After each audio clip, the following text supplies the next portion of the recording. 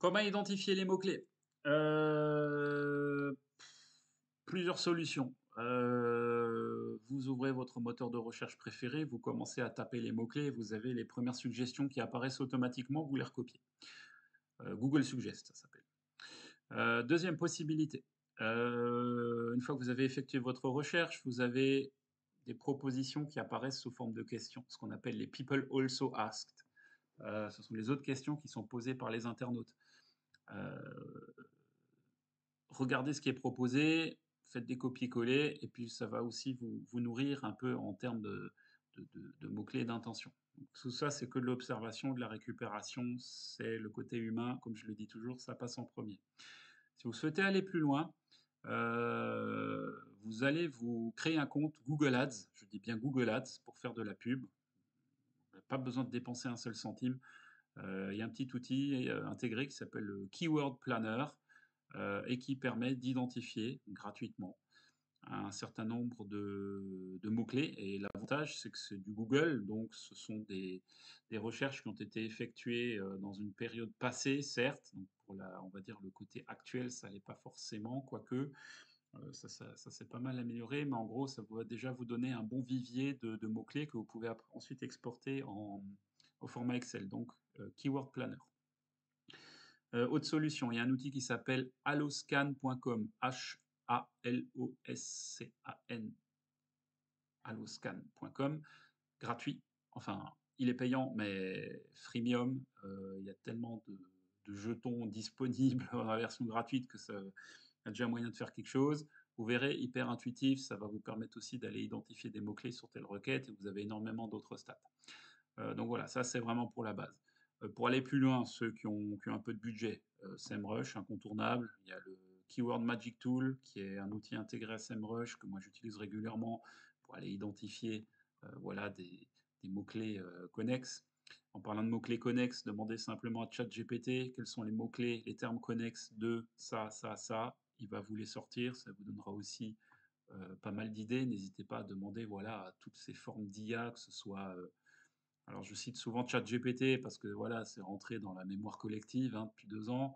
Heu, Connectez-vous à Gemini. Gemini, c'est Google, c'est gratuit. Vous pouvez également lui poser plein de questions en rapport avec ça. Vous verrez, il est très pertinent et moi j'aime beaucoup la manière dont il répond. C'est plus clair, ça fait moins, robot.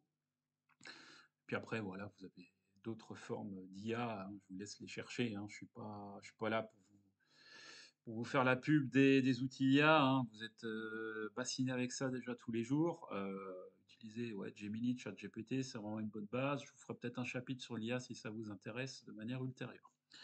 Donc voilà, pour trouver les mots-clés, ben, c'est déjà tout ça, hein, c'est tout simple.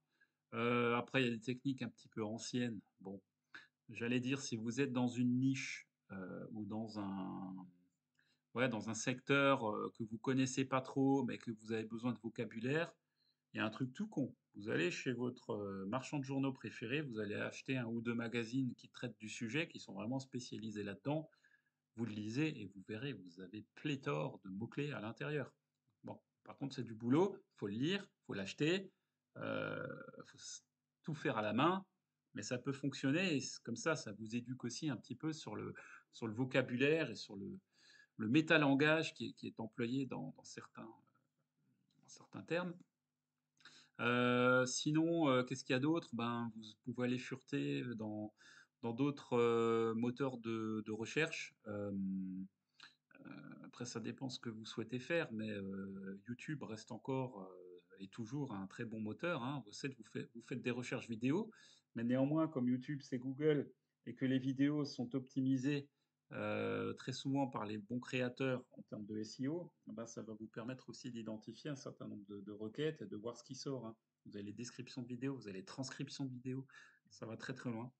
Donc voilà, il y a moyen de voilà, trouver des requêtes et des mots-clés, pour moi, c'est un faux problème, parce qu'en général, quand on commence à faire du SEO, c'est la base. On veut se positionner à un moment donné sur une requête, donc on sait d'avance déjà laquelle et puis voilà, on regarde les concurrents, on regarde ce qu'ils font.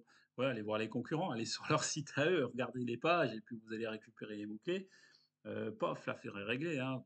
Vous demandez à ChatGPT après d'extraire les mots de tel texte, et cetera et puis voilà, ça fonctionne tout seul. Donc franchement, le la recherche de mots-clés, c'est basique, c'est bateau.